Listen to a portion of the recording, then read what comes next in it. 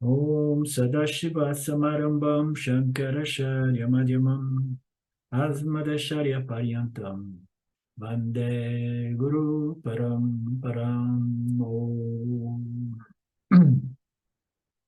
Ok.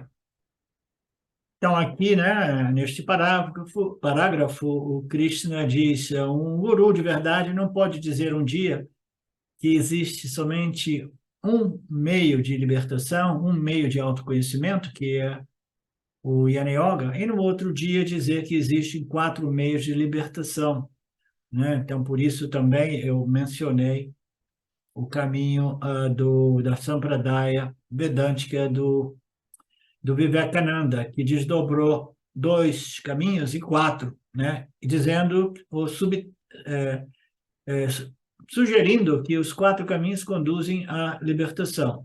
E aqui o Swami Paramarthananda diz, não, se eu fizer isso, eu não sou um professor adequado.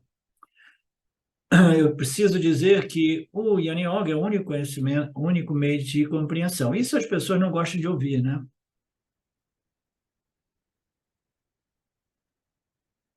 Eu preciso permanecer firme dentro dessa perspectiva, desde o primeiro texto até o último texto. Somente então eu sou um professor adequado. Eu preciso, né, ser coerente com as minhas afirmações, não posso confundir a mente dos estudantes.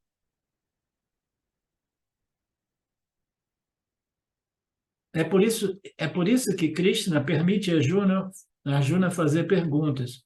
O terceiro capítulo começa com as perguntas do Arjuna, por exemplo. O quarto capítulo, Arjuna pergunta, Krishna, por que você está se contradizendo, né?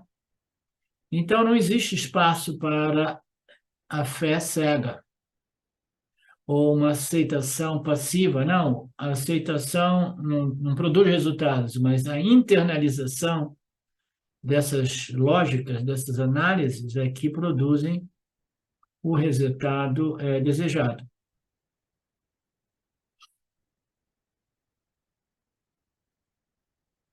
Então, a Krishna teve que responder um capítulo, a cada capítulo, Arjuna sempre trazia novas questões, novas dúvidas, né? Até o capítulo 18. Ainda fazia perguntas, que é característico da nossa metodologia de ensino, né? O que isso significa? Que o Vedanta é uma ciência sistemática, requer análise, questionamento, pensamento, entendimento e assimilação, né?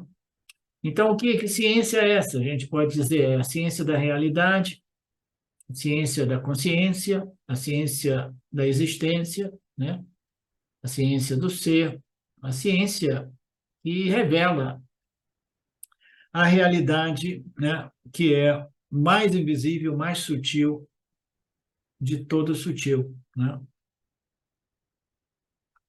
Portanto, não é uma atividade meia hora, como atividades dos gurus de iniciação. Não, é um processo longo. A iniciação não leva tempo. Então, se você, por exemplo, quiser ensinar energia é igual a mc ao quadrado, você pode dizer, ok, então esta é a equação matéria-energia, ela é a base da física moderna, então você vem à faculdade todo dia e eu vou repetir essa fórmula para você e vou pedir para você repeti-la como um mantra por 108 vezes. Isso não produzirá a compreensão desta fórmula. Não é um assunto para puja ou japas, é uma questão de investigação, compreensão e assimilação. Você precisa, talvez, de 20 anos de estudos na universidade até que você possa entender essa fórmula. Então, cada palavra das Escrituras nós precisamos entender.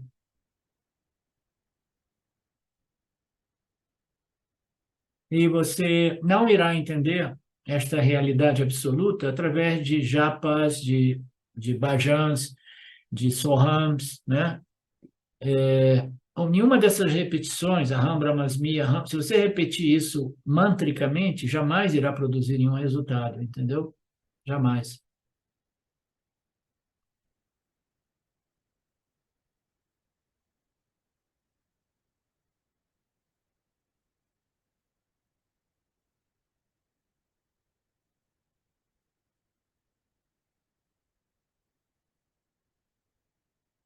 Depois de cantar errado por algum tempo, aí está falando de cantar os mantras em Tamil, que é difícil, Tamil, né? Então, tristeza, né? O que significa que você confirma que está triste, então eu não vou acompanhar esse exemplo, não, é muito dentro do contexto de, daquele estado lá, né? Então, Tamil, né? Como é que é o nome do estado, Silvia? Tamil, Tamil Nadu? Tamil Nadu. Tamil Nadu? Tamil Nadu, exato. Lá na Índia eles têm tantos dialetos, tantas línguas locais, né? Então, a Ram Brahmasmi é uma equação que requer muito estudo até que ela seja realmente compreendida. Ela se refere à identidade do macro e do micro como idênticas, né? Isso não é algo que você pode repetir até você decorar como um papagaio, você precisa saber, compreender. O ensinamento precisa ser completo. O ensinamento incompleto jamais irá produzir o conhecimento direto.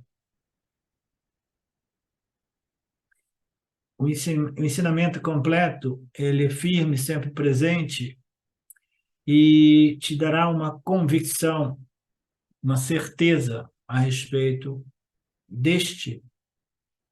desta declaração como um fato, Aham Brahmasmi, né? Aham Purnahami, né? E por isso que Krishna fez capítulo após capítulo, e até o capítulo 18, Arjuna ainda dizia, né? Aí tem essa passagem muito bonita, né? No capítulo 18, Arjuna vem e diz assim: Ok, Lord, ok, Krishna Guru, meu Guruji, a minha ilusão se foi. O conhecimento foi obtido por mim através da sua graça. Eu permaneço livre de todas as dúvidas. Eu cumprirei a sua instrução, ó Guruji. Então, quando todas as dúvidas foram resolvidas, né? Aí o indivíduo está naquela posição, como eu escrevi naquele satsang, né? O conhecimento foi obtido, as dúvidas foram resolvidas, né? E agora eu estou pronto, né? Então, este autoconhecimento, ele se tornará, em seu devido momento, um autoconhecimento direto e imediato. Não somente livre de dúvida do ponto de vista intelectual, mas o Aham Brahmasmi, além de não ser condicionado por dúvidas a respeito daquela declaração, ele precisa ser internalizado, precisa se tornar um fato, não uma filosofia que eu aceito, pois eu resolvi todas as minhas dúvidas a respeito desta declaração. Agora que eu não tenho mais dúvidas que eu sou a consciência, eu preciso de esperar até que esta compreensão se torne um fato indiscutível.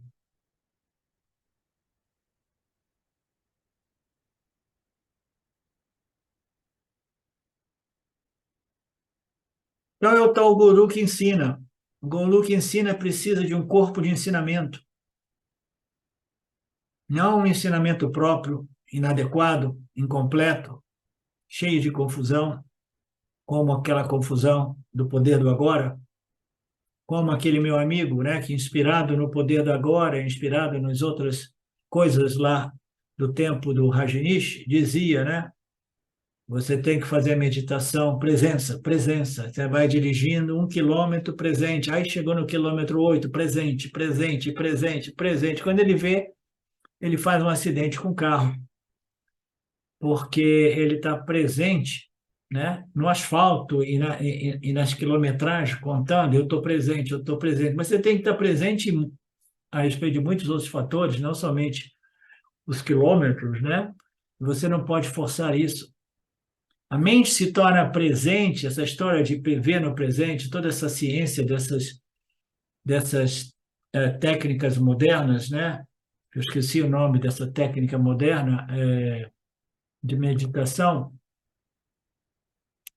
Mindfulness. Mindfulness, né? É de você fica presente para tudo que está ocorrendo, presente, presente. Então, é uma forma de meditação, ela é interessante, né? Mas ela vai produzir resultados impermanentes, temporários, porque ela nunca está abordando a causa raiz do extrovertimento mental.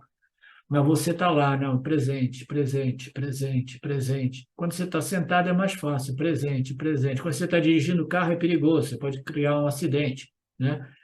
Então, presente, presente, presente. Essas práticas, né, elas produzem um efeito, mas é um efeito temporário, derivado de quê? Da supressão do extrovertimento natural de uma mente rajásica, né? Ou de embotamento natural de uma mente tamásica, né? Então, a coisa é muito mais complexa do que isso, né? Então, é uma ciência, precisa ser ensinado. Não as minhas ideias e interpretações, e não existe nada de original nessa história do poder do agora, isso aí existe há milênios. Há milênios se fala sobre o aqui e agora. Mas o aqui e agora é um sintoma de uma causa, como eu digo sempre, né? Se você tem um sintoma, digamos que você seja abençoada com uma epifania que estabeleça a compreensão de que você é a consciência, né? Aí, o efeito foi não somente, né, esta compreensão que você não sabe explicar, mas também foi alguma outra coisa, como neste caso, eu me sinto presente, né? Qualquer que seja o efeito de uma epifania, você pode tentar produzir uma causa a partir do efeito, né? Qualquer que seja, né? Mas dos mais absurdos possíveis, qualquer que seja o efeito, né? E as pessoas, nós somos imitadores, o ser humano gosta de imitar, né?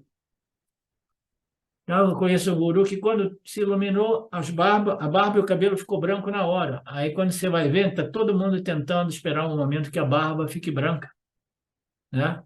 Porque se eu tiver este efeito, de repente eu estou iluminado também.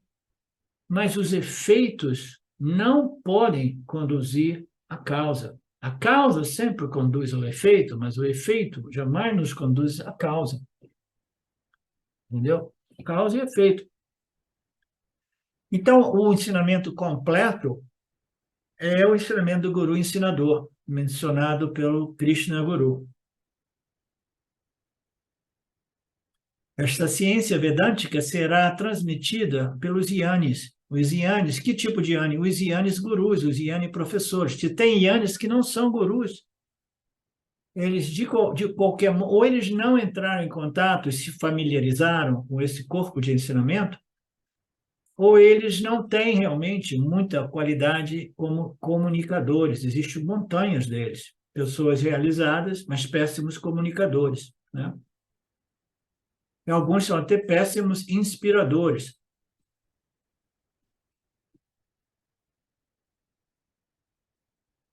Então, esta ciência vedântica, a ciência da realidade, precisa ser compreendida, internalizada.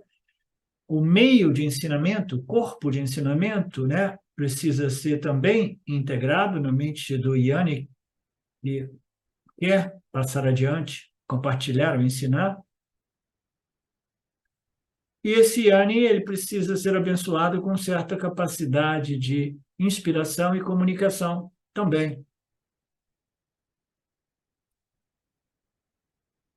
Por quê? Porque saber é uma coisa. Existem 3 elementos aqui que o Guru está apresentando, que o Guruji está apresentando. Uma coisa é você ser sábio. Sábio é aquele que sabe que ele é a consciência, né? O segundo ponto é, ele não somente ele sabe que ele é a consciência livre, independente, mas ele sabe tudo sobre, ou tem muito conhecimento a respeito de uma ciência que revela para outros aquilo que foi revelado para mim espontaneamente, ou não. Os melhores sábios são aqueles sábios que obtiveram essa sabedoria, Brahmasmi, através das escrituras, porque no processo de receber através das escrituras, eles já estão compreendendo e assimilando este corpo de ensinamento, esta metodologia de ensino, porque eles passaram por tudo isso como professores. E agora eles vão passar por tudo isso como eles passaram por tudo isso como estudantes, agora eles vão passar como transmissores, expositores, professores, né? Então, uma coisa é você saber, a outra coisa é você conhecer este Pramana, este meio, este corpo de ensinamento, né? E a outra coisa é o quê? É uma comunicação, a habilidade de comunicação. Então, você pode saber que você é a consciência, você pode saber tudo sobre esse corpo de ensinamento, este método de ensinamento, mas ainda assim você pode ser um péssimo comunicador, né?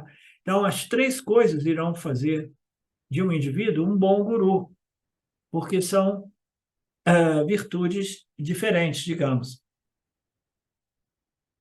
O guru desfruta do status de guru apenas quando ele possui o autoconhecimento, conhecimento das escrituras e a capacidade de comunicação. Eu estou inserindo um outro elemento ali, né?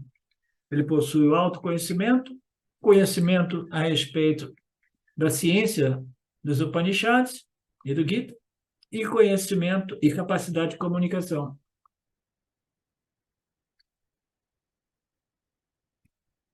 Não é isso, Mauro? Está vendo se o Mauro, Isso, o Mauro, sim. se ele está acordado, se ele está ali?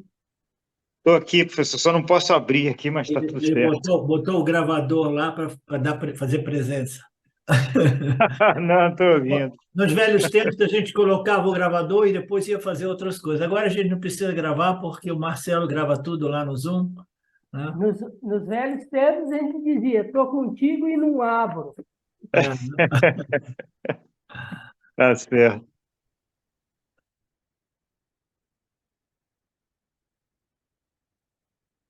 Suponha que uma pessoa tenha o autoconhecimento, mas seja péssimo na comunicação. O quê? Todos os estudiosos, aí ele fala aqui, ele apresenta um verso aqui de um texto vedântico, Malakanimitra. Alguns podem alcançar muito bem, alguns podem ensinar isso aos outros, em que existe tanta arte de representar quanto a arte de treinar os outros, é o excelente entre os professores. Então, é uma outra demonstração deste tópico, né? Neste texto que eu não conheço. Alguns podem obter esse conhecimento, alguns podem ensinar a outros também.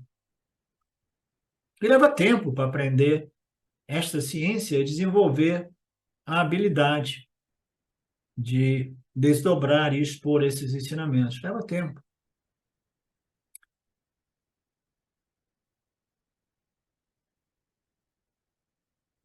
Alguns podem obter isso, alguns podem ensinar, em que existe tanto a arte da representar quanto a arte de treinar os outros, né? Aquele que sabe e sabe ensinar os outros é um excelente professor.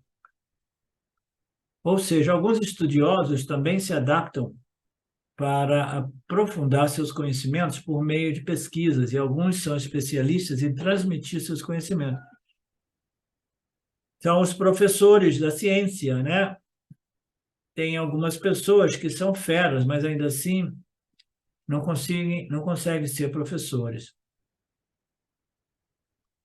Mas se ele for fera como pesquisador e conhecedor, e fera como comunicador, professor, então ele realmente ele é reconhecido como o melhor entre todos esses conhecedores da ciência, né? Aqui, ó, esse verso que nós lemos acima é de um famoso poeta sânscrito. O poeta enfatiza que simplesmente ser um estudioso não é suficiente. Saber, ter internalizado esse conhecimento também não é totalmente suficiente. Transmitir o conhecimento a outros é mais importante. E um estudioso que faz isso é o estudioso da mais alta ordem, como o fulcro sobre qual uma roda repousa e é capaz de se mover facilmente. Lindo, maravilhoso. Né? Então, aqui o Swami está elaborando naquele verso, né? Ele fala uma coisa interessante. Conhecer liberta o indivíduo, mas a capacidade de transmitir esse conhecimento a outros é ainda mais importante. Né? Por quê? Porque se você foi beneficiado por esse ensinamento, uma pessoa que foi beneficiada, você vai ter um impacto no campo, mas se você é um péssimo professor ou comunicador, outros não serão beneficiados. Então, aqui, o Swami Paramartananda, elaborando sobre esse verso, ele está dizendo que transmitir o conhecimento é ainda mais importante. E um sábio que faz isso é o sábio de mais alta ordem, como o fulcro sobre o qual uma roda repousa. Ela não se move, né? Mas a roda está ali e ela é capaz de se mover facilmente devido àquela peça ali, o fulcro. Como é que a gente traduziria o fulcro? O fulcro com base, né? É o que dá base, Base? da sustentação, né? Tá. Baseado, né? E a base. É onde a roda encosta seria aí. A roda repousa. É. Existem algumas pessoas que possuem muito conhecimento espiritual, mas o problema é o quê? Péssima comunicação. Tem pessoas que têm ótima comunicação, mas ainda assim não têm o conhecimento completo. E tem outras que têm grande comunicação e não são nem mesmo autorrealizados, mas são grandes comunicadores que conseguem enganar os outros, porque na terra de cego quem tem o olho é rei, como a gente diz. Né?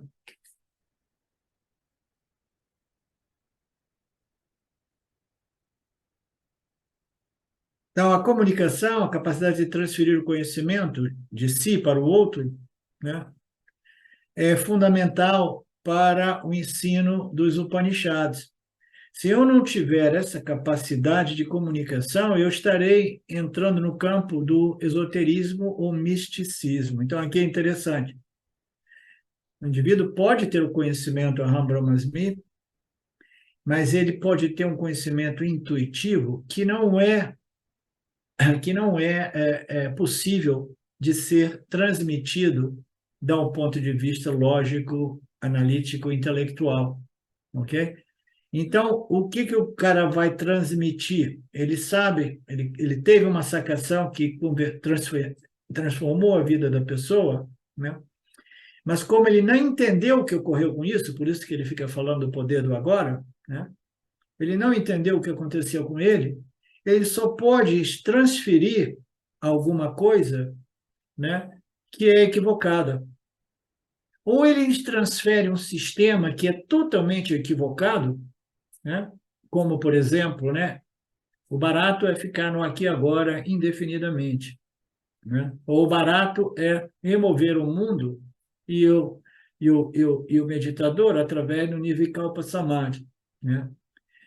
Ou, em outros casos, o indivíduo ele se torna um místico, porque ele não sabe elaborar o que ocorreu a ele e nunca entrou em contato com as escrituras, ou se entrou em contato com as escrituras, não sabe desdobrá-las de modo eficaz e adequado, aí ele se torna um guru místico. Tem tanto guru místico por aí, né?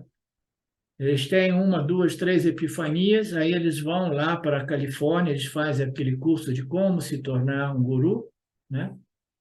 Aí eles vão desenvolvendo a arte de serem vagos e abstratos. É assim, ou não, não é assim, não, não é bem isso. Então, como é que é? Não, não pode ser dito. Aqueles que dizem é porque não sabem nada, aí, pá, silêncio, olha no meu olho. Pá. Então, fica naquele barato ali e ele engana milhares de pessoas, né? Propagando o misticismo, que é uma coisa misteriosa porque você não sabe o que ela é, você não compreendeu o que ela é. Um veículo de ensinamento não pode ser místico, misterioso, tem que ser logicamente apresentado, né, através de suas básicas, suas bases, né? Tudo que é misterioso é aquilo que não pode ser conhecido, é místico. Aí eu continuo fazendo declarações e dizer assim, não, é o mais transcendental do transcendental, é o mais maravilhoso do maravilhoso, né? É aquilo além do além, né? Você ouve essa galera fazendo todas essas, né? E aí uma pausa, um silêncio profundo, a música no fundo, as pessoas se deliciando, ou sentir dizer que é a coisa mais transcendental, né? E pá, então tudo esse esoterismo, misticismo, né? E as pessoas estão, que profundidade, né? Esse guru. O guru não sabe nada. Ele está simplesmente dizendo que tudo é um mistério e que o mistério é lindo e maravilhoso, né? E se você entrar, né, transcender essa dimensão lógica, física, material, científica, objetiva, você entra no mistério e aí você está se deliciando no êxtase do transcendental. Ah, que maravilha, né? Que lindo. Como é que eu faço isso? Venha sempre. Primeiro de tudo, me ajuda a construir o ashram. A gente vai atrair mais devotos, e depois todos nós vamos transcender juntos, né? Tá cheio de charlatão por aí. Charlatão de barba branca, charlatão sem barba. Isso é o que nós chamamos de cult leaders, né? São líderes desses cultos, né? Professor, eu queria ressaltar isso que você disse um tempo atrás ali, dessa importância de, dos buscadores analisar bem isso, ver se o guru tem o autoconhecimento, né? Se ele conhece as escrituras e se ele tem o dom da comunicação. Eu me lembrei que uma vez você deu um exemplo do guru, né? De um professor que diz que ele ensinava muito bem Sim. e ele tinha o conhecimento, mas lá, acho que depois ele mesmo reconheceu, ele confessou que ele não tinha o autoconhecimento. Você se lembra disso? Sim, era um Mahatma famoso que o Swami Paramarthananda, quando era novo, ele ia sempre nas palestras dele, quando ele estava lá no sul, lá perto, entendeu? E no final ele falou, não, eu sou um ótimo expositor de tudo isso, mas eu não tenho o autoconhecimento. Tudo é possível, né? Em Nietzsche, tudo é possível. As escrituras nossas dizem que essas escrituras reveladas pelo Lord, elas dizem que até mesmo um guru que não é autorrealizado, se ele for mestre em expor as escrituras devidamente, ele irá beneficiar os seus alunos, porque ele se tornou mestre em expor as escrituras perfeitamente, né? Isso para exaltar o quê? O poder dessas escrituras, né? Mas, por outro lado, as escrituras também dizem que o guru, quando ele é autorrealizado, ele transmite não somente o corpo de ensinamento, a perfeição, mas a sua presença irradia, né, um carisma de autoconhecimento que também produz este entusiasmo, né, essa inspiração, este desejo pelo autoconhecimento. É porque é genuíno, né? Quando é genuíno, é genuíno, né?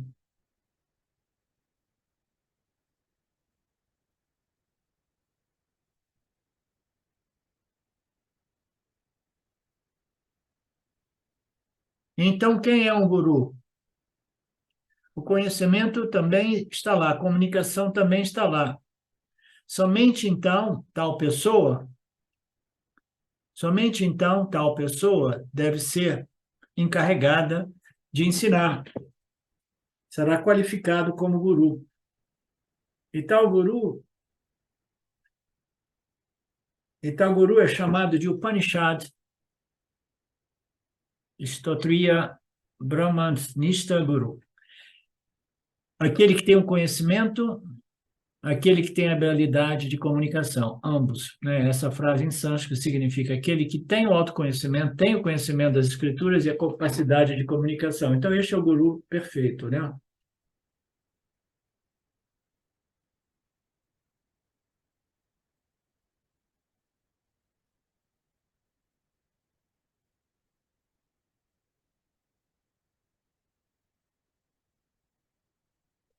Krishna está parafraseando como o Yanni, né? Significa que ele quer dizer que você é Brahman somente depois de saber que ele é Brahman. Agora, se estou em dúvida se sou Brahman ou não sou Brahman, como eu posso ter a ousadia de dizer que você é Brahman?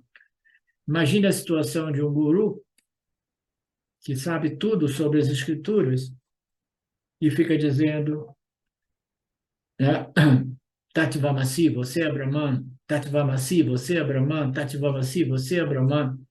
Mas o guru, ele ainda se considera o corpo-mente. Ele não tem esse conhecimento. Como você vai poder dizer isso aos seus estudantes? Como você tem ousadia?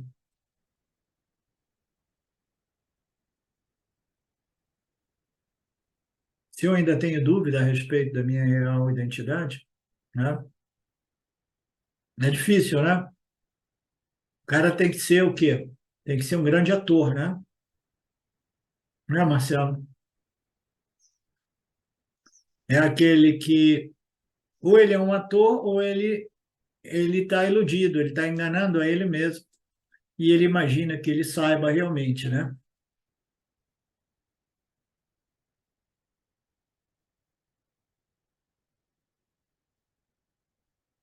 Você é Brahman, eu diria isso em um tom menor. Por quê? Porque eu não tenho certeza, para, porque aquele para quem eu sou Brahman é o fato mais íntimo. Somente essa pessoa, essa afirmação, Tatvamasi, pode ser uma palavra poderosa. Então, o poder do guru, né, ele precisa ser derivado não somente da maestria dele a respeito deste corpo de ensinamento, né, mas do seu autoconhecimento. Você precisa ter esse autoconhecimento, senão você, quando disser para as pessoas, né, Tatvamasi, você é Brahman, você vai falar isso de modo mais tímido, em um tom menor, como o Swamiji está falando aqui, entendeu? Você não vai ter aquela convicção, né, aquele carisma, aquela força de dizer isso para os seus estudantes. Eu ainda tenho confusão, tenho incerteza,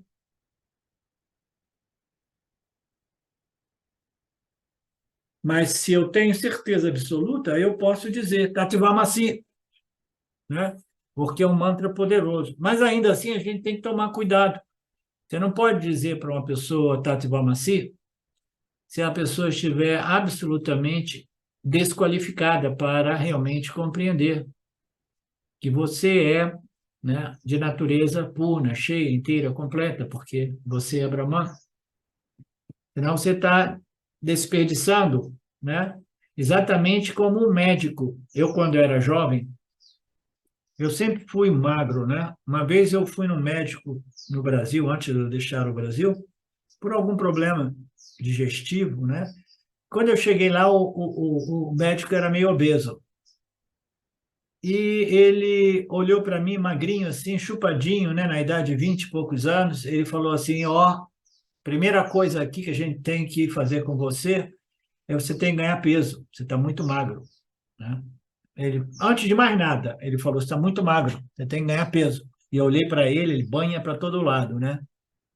Então, eu falei: ok, esse não é um médico para mim, porque eu não confio numa pessoa obesa como uma pessoa que possa ensinar outras pessoas a serem saudáveis, né? Ou como um médico que fuma, que vai dizer para o seu paciente, olha, você tem um câncer, você tem que parar de fumar, porque senão você vai morrer, e ele está fumando, né?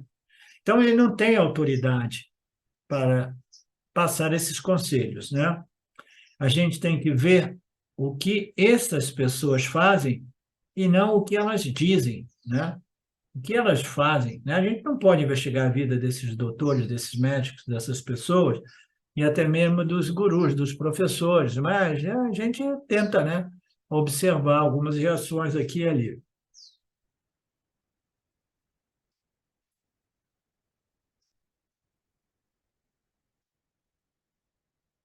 Como vimos na aula do Kena Upanishad, o professor disse: ninguém pode comunicar Aham Brahmasmi, mas ainda assim, o meu guru usou algum método, né, para me transmitir isso. Iti Sushruma.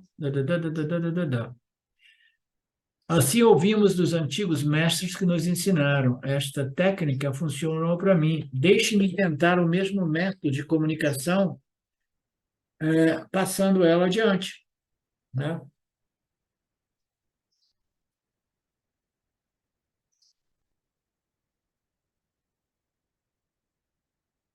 Ninguém pode comunicar o que é o Brahman, mas ainda assim existe um corpo de ensinamento que revela Brahman. Isso vai ao início da nossa aula de hoje. Ninguém pode dizer isso ou aquilo ao Brahman, porque Brahman não é um objeto de conhecimento objetivo. Ninguém pode comunicar isso, mas ainda assim, o meu guru usou um determinado método, que é o método de não é isso, não é aquilo, não é isso, não é aquilo, não é isso, não é aquilo, não é... Como é que eu vou saber o que é? Você é Brahman, né? E você está pensando que Brahman é isso, isso, isso e aquilo. Eu estou dizendo, então, não, não é isso, não é isso, não é isso, não é isso, net, até que o guru possa dizer, você é aquele Brahman, né? Tatvamasi. Então, o professor não me ensinou, me comunicou tudo isso através deste método. E funcionou para mim. Deixa eu tentar o mesmo método de comunicação. Aquele que tem este método de comunicação é um guru dentro da nossa Sampradaya. Shankaracharya o chama de Sampradaya Vid, o guru da nossa Sampradaya, aquele que está desdobrando o mesmíssimo corpo de ensinamento que nos foi revelado. Shankara Teacher também adverte aquele que não tem este conhecimento das escrituras da nossa Sampradaya, mesmo que ele tenha o conhecimento Aham Brahmasmi, se ele não tiver... Não. Shankaracharya também adverte que não tem, que aquele que não tem esta compreensão da tecnologia de ensino, do corpo de ensinamento, né, o método de ensinamento da nossa Sampradaya, mesmo que ele seja autorrealizado, se ele não tiver a Sampradaya, né, e a capacidade de comunicar os ensinamentos originais, é melhor evitar este guru. Se ele for sem método, um ignorante sem método, a ser ignorante. Então, essa é uma declaração radical, né? Porque, como nós sabemos, o guru de iniciação, o guru de inspiração, o guru de comunicação pobre, fraca, o guru que não compreende, que não internalizou e não estudou e se familiarizou com este método de ensinamento que o Shankaracharya chama de Sampradaya Vid, né? Ainda assim ele serve um determinado propósito, né? Aí o mundo espiritual é cheio dessa galera aí, né? No caminho direto. Todo mundo aí vendendo um peixinho que são fragmentos das escrituras originais misturadas com as experiências e interpretações pessoais desses assim ditos gurus, né? Que não são realmente um Sampradaya Vid, guru, né? mas eles misturam um pouco de ignorância com um pouco de sabedoria, um pouco das suas experiências pessoais e vende os peixes deles. É melhor evitar, mas ainda assim é melhor manter contato com os gurus desse tipo do que ir para o bar todo dia, né? É bem melhor. Mas, no final das contas, Marcelo, a questão aqui que o Shankaracharya está fazendo é, no final das contas, quando você estiver realmente qualificado, né, você deve evitar todos esses gurus inferiores, né?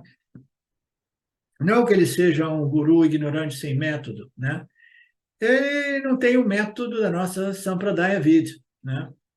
Eles vão ensinar fragmentos misturados com interpretações pessoais, né? O ego está envolvido e outras coisas, né?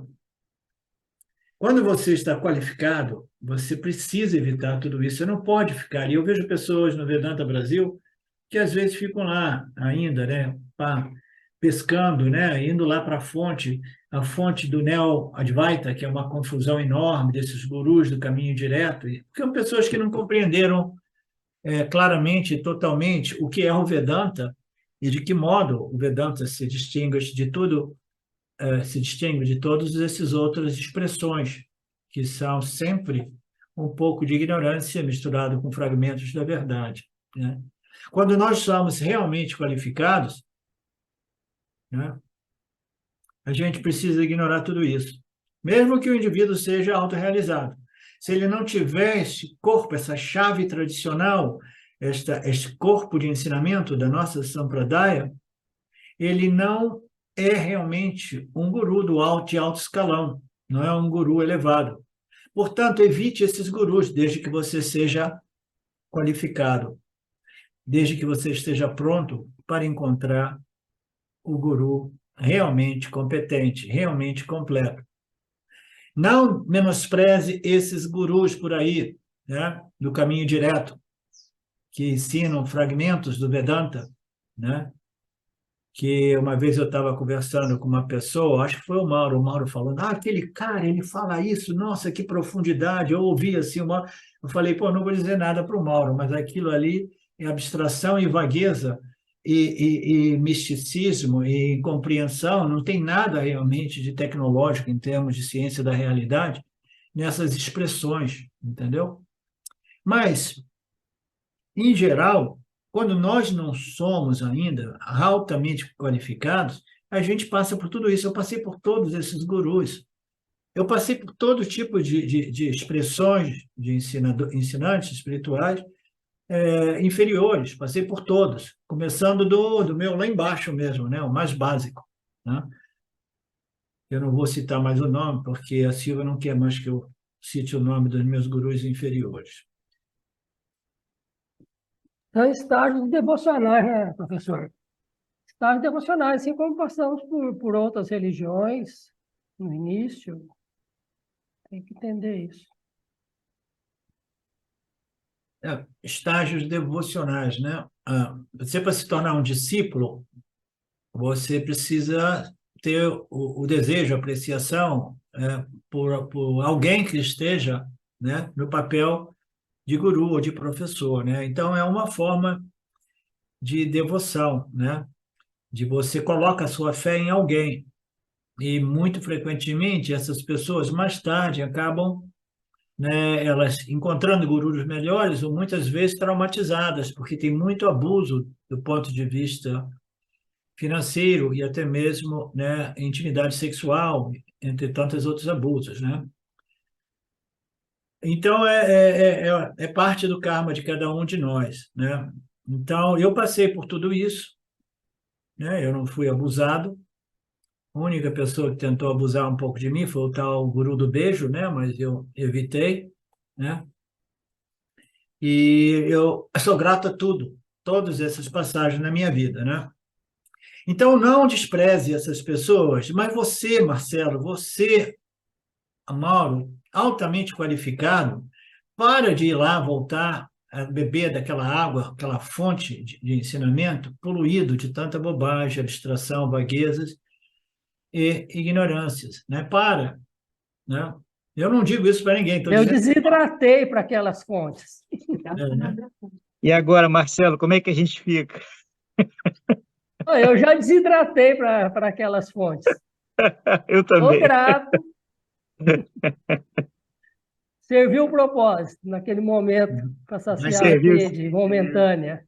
Isso. Exatamente. Nós todos passamos por esses representantes, assim ditos professores de escalões inferiores, né? E alguns até mesmo, né, perigosos. Evite essas pessoas, já que você, Marcelo, é tão qualificado. Não despreze, faça o seu manascara e siga o seu caminho. Eles não são gurus genuínos de ensinamento e competentes, honestos, capazes. Mantenha o seu contato com os sábios. Os sábios são aqueles que sabem Aham Brahmasmi, sabem essa tecnologia de ensino da nossa Sampradaya, e sabe desdobrar e que tenham uma capacidade razoável de comunicação. Procurem os melhores representantes ou expositores desses ensinamentos da nossa Sampradaya e se submeta a essas exposições. Eles irão transmitir aquele conhecimento Aham Brahmasmi. Essa é a moral da história, né?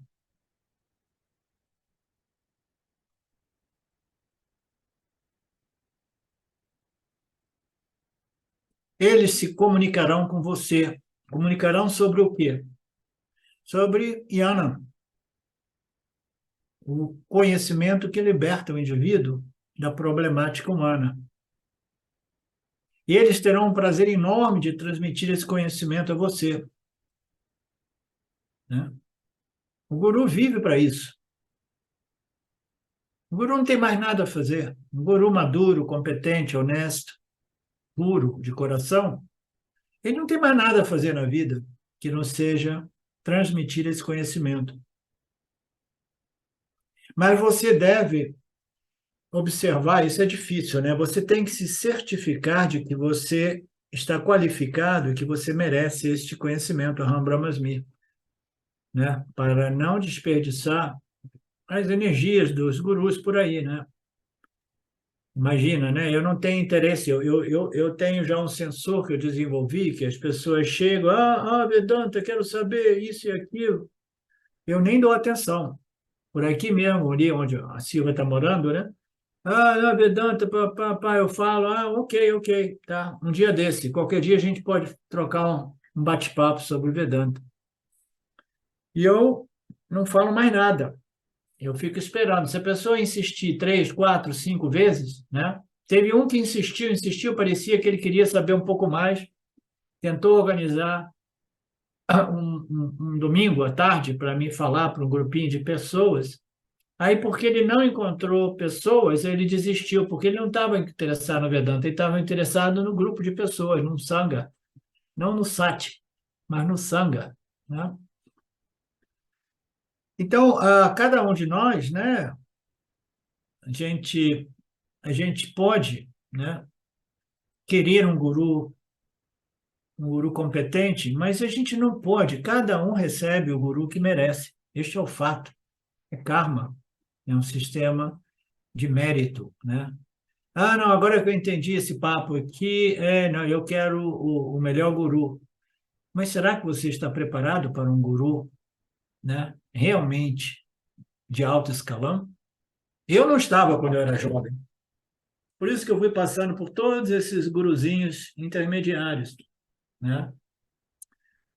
Então, você, sendo altamente qualificado, Marcelo, esteja com os gurus da nossa Sampradaya, que irão transmitir esse autoconhecimento sistematicamente, segundo a nossa tradição. E fique sempre observando que você, né, seja merecedor deste conhecimento. Eu não tenho nenhuma dúvida que você é qualificado e merecedor, Marcelo. Professor, na sua passagem aí, de vida aí, assim, eu vejo assim, a importância que serviu para te qualificar também para você se tornar um professor hoje de Vedanta, né? As referências para receber as outras pessoas saberem o que está, do que elas falam, isso eu acho muito, né, importante, entendeu? Serviu isso, tem esse propósito também, né? Eu acho para você poder analisar os discípulos que chegam, Ah, tá? entendi. É. Eu É, acho que isso daí fez parte, sim, da sua, entendeu? Se você não tinha passado isso em outra, abre aspas, vidas, né? É, passou agora e acabou se tornando útil para isso daí. Então, fez e a parte do teu caminho. E a trajetória nossa nesta vida, né, vai fazer de nós capazes, né, de compreender a dificuldade, as limitações dos outros, porque nós passamos por elas, né? Então, imagina um professor que foi num ashram, ele rapidamente, ele criança já tinha, né, se realizado e foi lá, estudou as escrituras e agora ele é um grande professor, mas ele nunca teve contato mais direto, íntimo com a natureza humana e as dificuldades, né? Então ele não se relaciona, né? Você não se relaciona tanto com a problemática dos seus alunos, né? Mas você tendo passado por tudo isso, né? É realmente um valor a mais, né?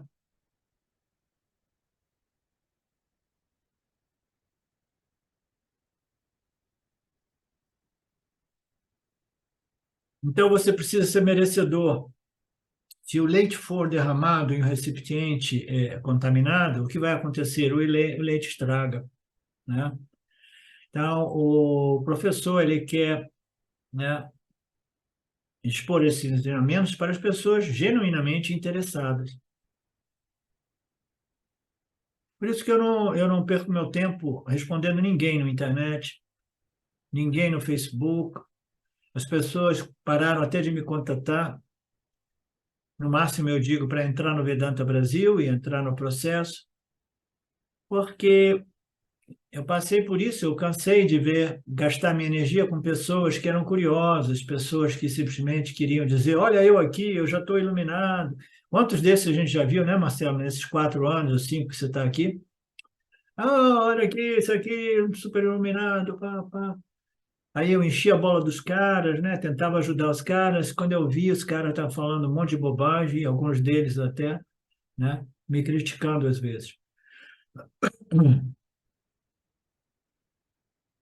Se você pegar o leite e colocar num recipiente sujo, ele vai acontecer contaminado. Se tiver buraco, ele vai vazar, né?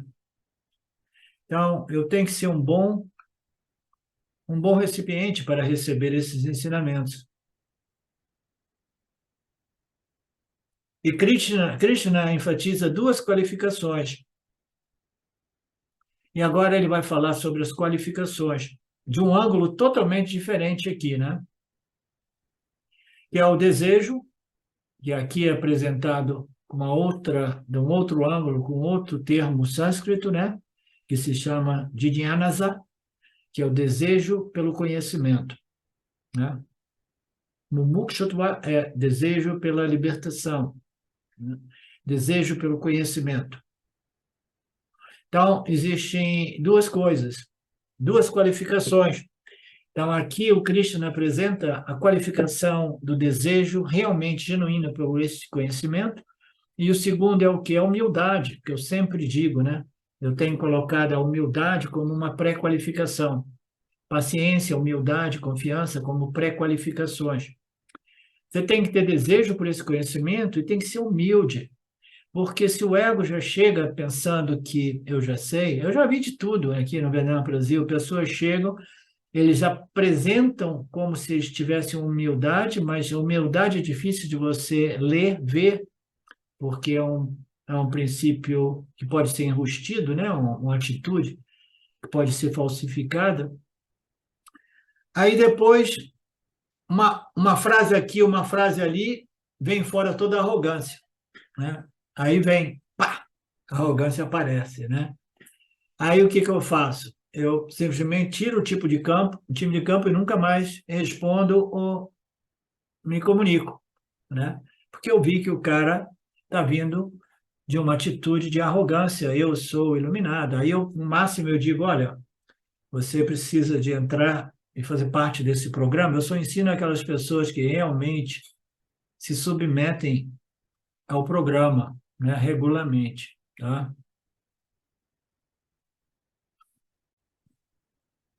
Om Purnamada Purnamidam Purnamudachyate Purnasya Purnamadaya Purnameva Vashishate Om Shanti Shanti Shanti Namaste.